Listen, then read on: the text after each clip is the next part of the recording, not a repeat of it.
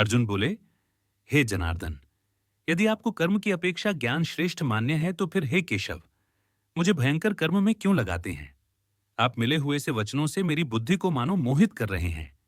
इसलिए उस एक बात को निश्चित करके कहिए जिससे मैं कल्याण को प्राप्त हो जाऊं। श्री भगवान बोले, हे निष्पाप, इस लोक में दो प्रकार की निष्ठा, साधन की परिपक्व अवस्था अर्थात पराकाष्ठा का नाम निष्ठा है, मेरे द्वारा पहले कही गई है। उनमें से सांख्य योगियों की निष्ठा तो ज्ञान योग से माया से उत्पन्न हुए संपूर्ण गुण ही गुणों में बरतते हैं, ऐसे समझकर तथा मन, इंद्रिय और शरीर द्वारा होने वाली संपूर्ण क्रियाओं में कर्तापन के अभिमान से रहित होकर सर्वव्यापी सच्चिदानंद घन परमात्मा में एक ही भाव से स्थित रहने का नाम ज्ञान योग है। इसी को संन्यास, सांख्य योग आदि नामों से कहा गया है।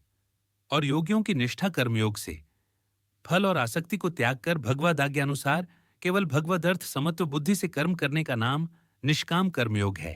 इसी को समत्व योग, बुद्धि योग, कर्म योग, तदर्थ कर्म, मदर्थ कर्म, मत कर्म आदि नामों से कहा गया है।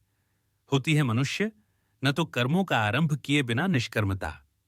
जिस अवस्था को प्राप्त हुए पुरुष के कर्म कर्म हो जाते हैं, अर्थात फल उत्पन्न नहीं कर सकते, उस अवस्था का नाम निष्कर्मता है। को यानी योग निष्ठा को प्राप्त होता है और न कर्मों के केवल त्याग मात्र से सिद्ध यानी सांख्य निष्ठा को ही प्राप्त होता है।